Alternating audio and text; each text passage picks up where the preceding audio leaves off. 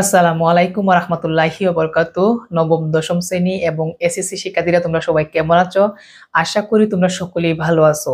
শিক্ষার্থীরা, আজকের এই পর্বে তোমাদের নবম দশম শ্রেণীর গণিত বইয়ের তোমাদের সেট ও ফাংশন অনুশীলনী 2.2 এর আজকে আমাদের 23 নাম্বার এই সৃজনশীল প্রশ্নটি আজকে খুব সুন্দরভাবে তোমাদেরকে সমাধান করে দেব। তো লক্ষ্য রাখো, সর্বপ্রথম আমরা উদ্দীপকটি আগে পড়ে নিব। এখানে y সমান f of x সমান 4x - 7 by 2x - 4 একটি ফাংশন। প্রথম প্রশ্ন, f of -half এর মান নির্ণয় করো। খ প্রশ্ন, f of x + 2 by f of x - 1 এর মান নির্ণয় করো। ঘ নাম্বার, দেখাও যে f of y সমান x। তো সর্বপ্রথম খ নাম্বার প্রশ্নটা সমাধান করব। তো লিখলাম খ নাম্বার, মনোযোগ দিবা।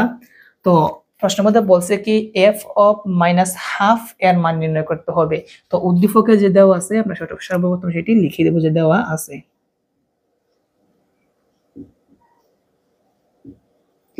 দেওয়া আছে y সমান f of x সমান 4x - 7 by 2x - 4।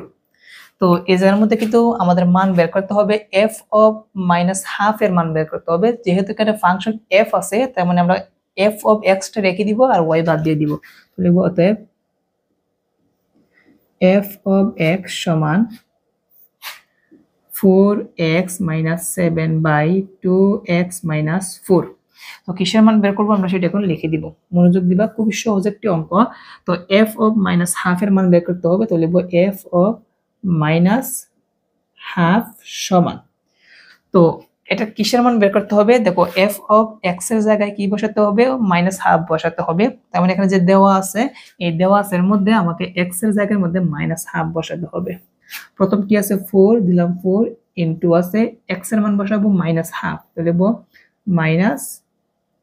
-half। -7 আছে, তো দিলাম -7।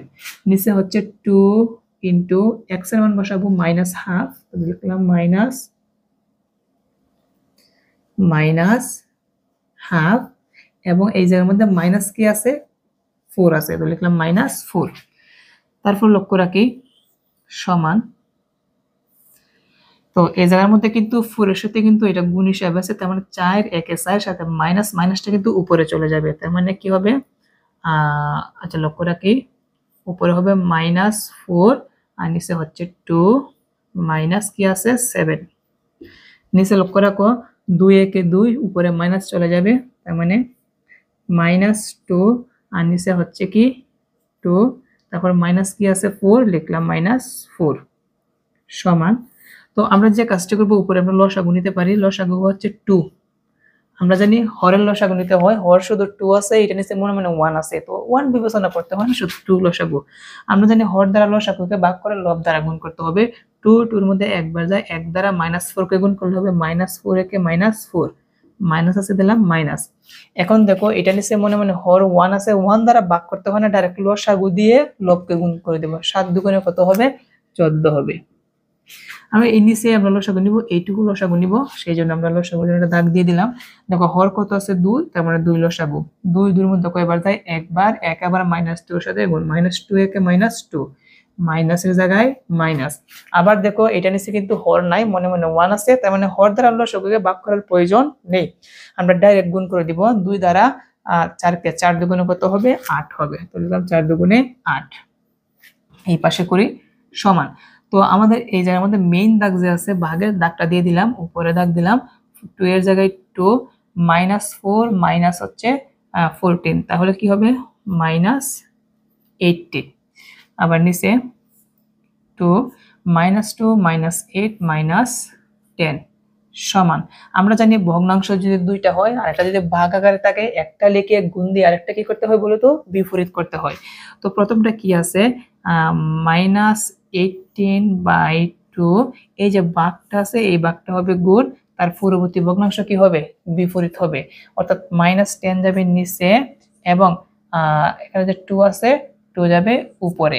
এখন যেহেতু গুণাকার আছে, উপরে নিচে 2 এ 2 এ কাটা, আর এখানে মাইনাসে মাইনাসে কাটা, আর 18 আর 10 কে 2 দ্বারা কাটাকুটি করা যায়। যারা কাটাকুটি পারো না, কাটাকুটির ভিডিও আছে, দেখে নিবা। তো 18 এর মধ্যে 2 যায় হচ্ছে 9 বার, আর 10-এর মধ্যে কতবার যায় 5 বার। এটাই আমাদের কাঙ্ক্ষিত ফলাফল অর্থাৎ আমাদের অ্যান্সার। শিক্ষার্থীরা দেখো বলছে কি f অফ মাইনাস হাফ এর মান নির্ণয় করতে হবে। আমরা যে দেওয়া আছে থেকে আমরা f অফ মাইনাস হাফ এর মান বের করলাম। যে জায়গার মধ্যে x আছে ওই জায়গার মধ্যে আমরা মাইনাস হাফ বসিয়ে ক্যালকুলেশন করে আমাদের ফলাফল কি আসলো 9/5। তো আবার কিন্তু বলবো না, তোমরা আবার যদি বলি সৃজনশীল প্রশ্ন অনেক বড় হবে, একবারই আমি সুন্দর করে তোমাদেরকে আমি শিখিয়ে দিব। তোমরা একবার দেখেই তোমরা যদি না বুঝো আবার পুনরায় তোমরা আবার দেখে নিবা। তো আশা করি তোমরা ক নাম্বার প্রশ্নটা তোমরা সুন্দরভাবে সমাধান বুঝতে পেরেছো। তো এখন খ নাম্বার প্রশ্নটি সমাধান করাবো।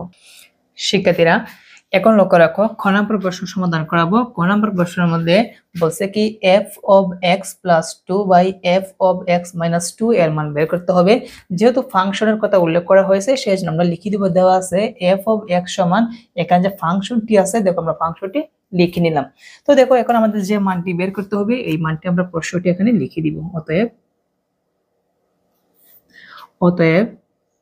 f of x plus 2 by f of x minus 1 সমান।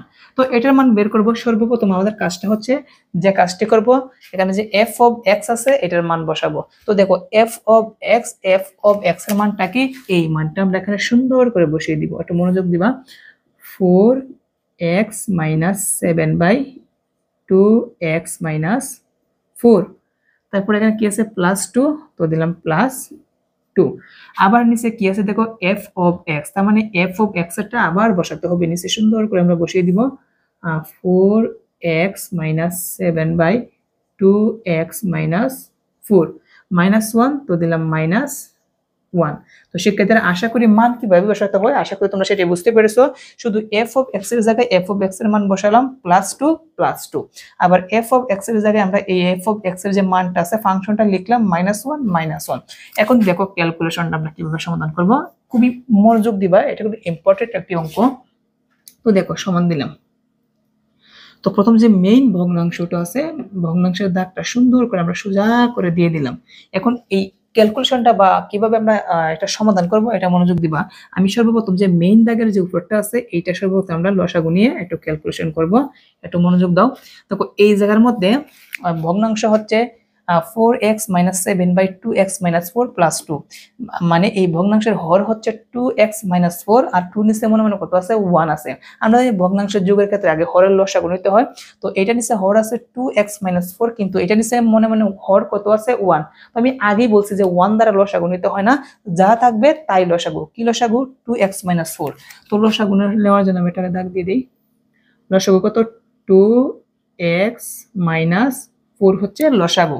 তো আমরা জানি হর দ্বারা লসাগুকে ভাগ করে লবের সাথে গুণ করতে হয়। হর কি আছে 2x minus 4 আর লসাগু হচ্ছে 2x minus 4। এই 2x minus 4 এর মধ্যে কয়বার যায় একবার যায়, একরকম হলে একবার যায়। একেবারে উপরে লবের সাথে গুণ হবে। মনে রাখবা এক দ্বারা যদি যাকে গুণ করবা যা আছে সেটাই হবে। তার মানে এক দ্বারা 4x minus 7 কে গুণ করলে হবে 4x minus 7, লিখব 4x minus 7 প্লাস আছে দিলাম প্লাস। তারপর লক্ষ্য রাখি আবার হর দ্বারা লসাগুকে ভাগ করব। 2 এর নিচে মনে মনে হর কত আছে 1, তো বলি 1 দ্বারা ভাগ করার কোনো প্রয়োজন নাই। সোজা যে কাজটি করবা লসাগু দ্বারা লব যে 2 আছে গুণ করে দিব। তো 2 দ্বারা এই লসাগুকে গুণ করব। তো 2 দ্বারা 2x কে গুণ করলে হবে 4x, 2 দ্বারা 4 কে গুণ করলে হবে 8 হবে। আমরা ডাইরেক্ট গুণ করে দিব। 2 দ্বারা 2x কে গুণ করলে হবে 4x মাইনাস আর 2 দ্বারা 4 কে গুণ করলে কি হবে 4 দুগুণে কত হবে 8 হবে। তো দিলাম 8। তো উপরের কাজ শেষ। উপরে আমরা যেভাবে লসাগু নিলাম ঠিক সেম ভাবে তদ্রুপ ভাবে আমাদের নিচেও কি করতে হবে আমাদের লসাগু নিতে হবে। কেমন? তো লসাগু নিব, এটা দাগ দিচ্ছি। তো দেখো কিভাবে লসাগু নিব, উপরে যেভাবে লসাগু নিছিলাম ঠিক সেম ভাবে 2x minus 4 লসাগু হবে 2x minus 4। তো হর দ্বারা লসাগুকে ভাগ করি। 2x minus 4 এর মধ্যে কতবার যায় একবার যায়। একবার 4x minus 7 কে গুণ করলে কি হবে বলছিলাম 4x minus 7 ই হবে। তো লিখব 4x minus 7 মাইনাস আছে দিলাম মাইনাস। আবার হর দ্বারা লসাগুকে ভাগ করব। 1 এর নিচে মনে মনে হর কত আছে? 1 আছে। তো বলেছিলাম কি 1 দ্বারা ভাগ করার কোনো প্রয়োজন নেই। আমরা সোজা কি করব? লসাগুর সাথে উপরে যে লব 1 আছে গুণ করে দিব। আমরা জানি 1 দ্বারা যদি আমরা এই লসাগুকে গুণ করে যা আছে তাই থাকবে, মানে 2x 4 হবে। এখন তুমি কিন্তু 2x 4 এখানে বসাতে পারবে না, যেহেতু এখানে মাইনাসের জায়গায় মাইনাস দিছো। এই মানটার মধ্যে যা চিহ্ন থাকবে সেগুলো পরিবর্তন হবে। আছে 2x 4, তোমাকে লিখতে হবে 2x মাইনাসে প্লাস তারপর 4। আশা করি বুঝতে পেরেছো। তো দেখো তারপর আমরা একটু হিসাব নিকাশ করি। সমান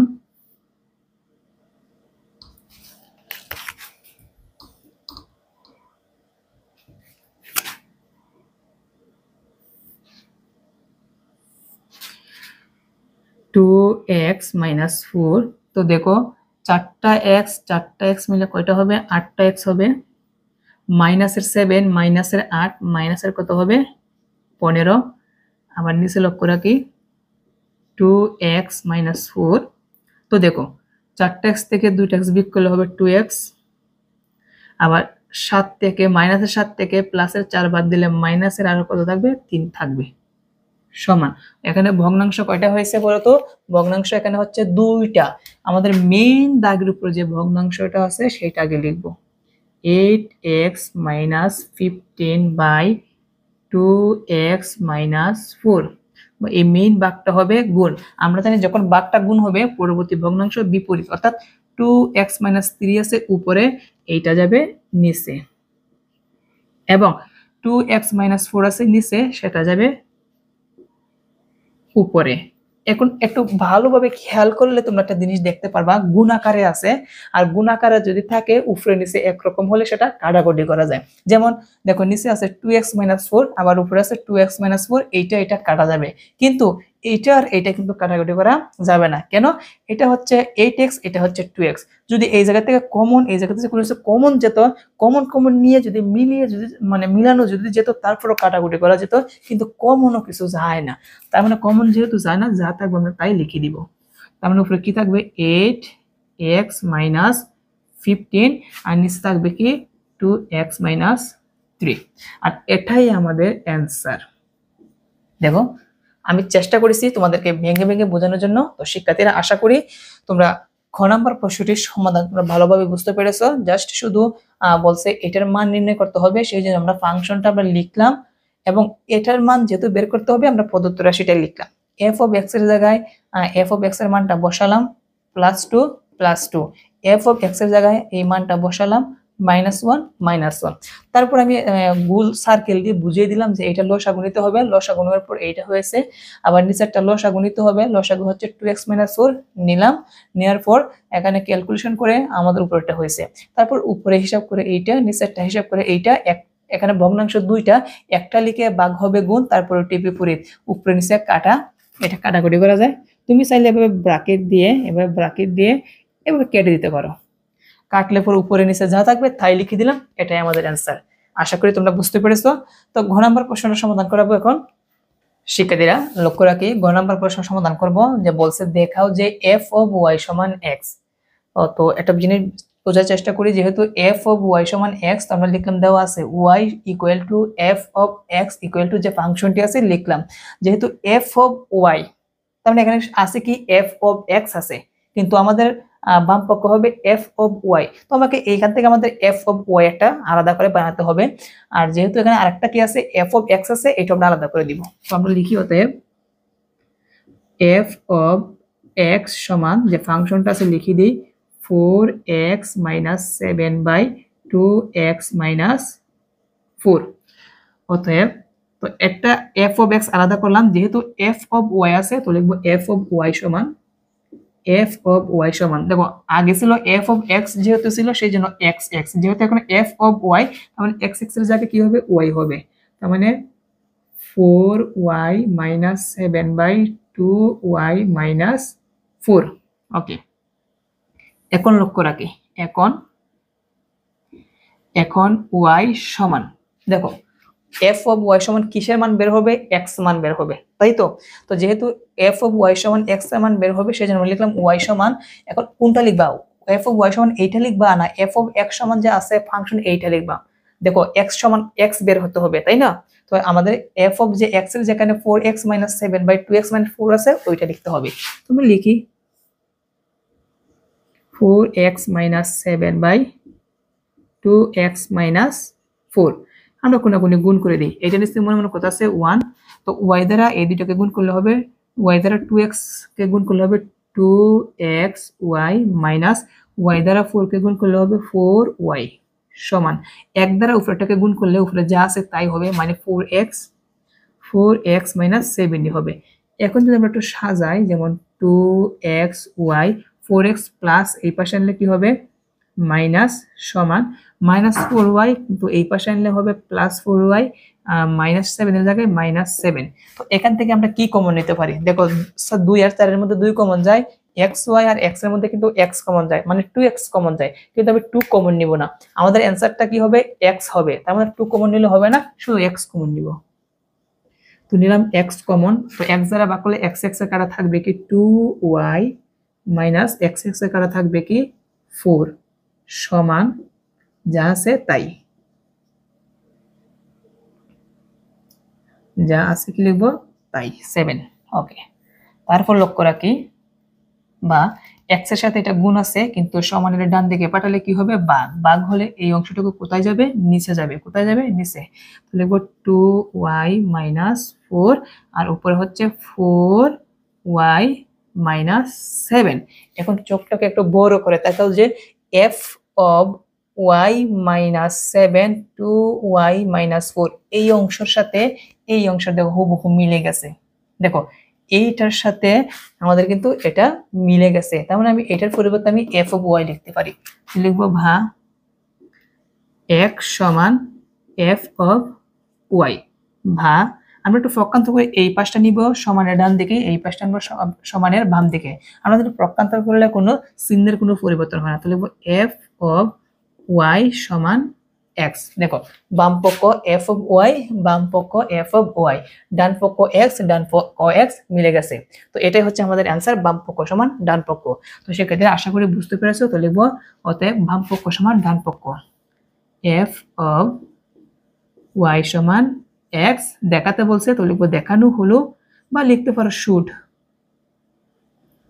দেখানো হলো। তো শিক্ষার্থীরা আশা করি আজকের এই ক্লাসের মাধ্যমে তোমাদের অনুশীলনী 2.2 এর 23 নম্বর যে সৃজনশীল প্রশ্নটা আছে সেটা তোমরা খুব সুন্দরভাবে বুঝতে পেরেছো। তো আজকের পর্ব এখানেই, পরবর্তী পর্বের আমন্ত্রণ জানিয়ে এখানেই শেষ করলাম। সবাই ভালো থাকবা, সুস্থ থাকবা, আল্লাহ হাফেজ।